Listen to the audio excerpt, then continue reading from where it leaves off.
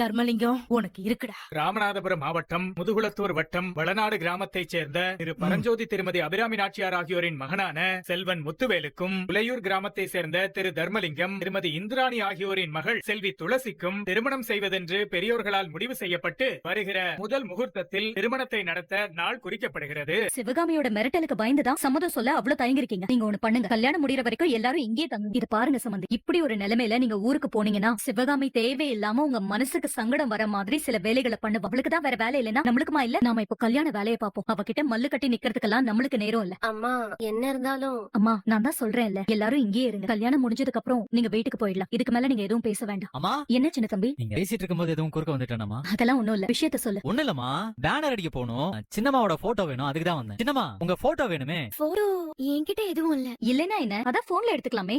இப்போ உள்ள போட்டோ தான் பரிசு போடும்போது நிறைய எடுத்திருக்கோமே. நான் கேக்குறது அவங்க பள்ளிக்கூடம் போனப்போ 10வது படிக்கிறப்போ ஏதோ ஏதோ சொல்லுவாங்களே, பரீட்சை எழுதுறதுக்கு எடுப்பாங்களே. ஹால் டிக்கெட்டுக்கு எடுத்த போட்டோவா?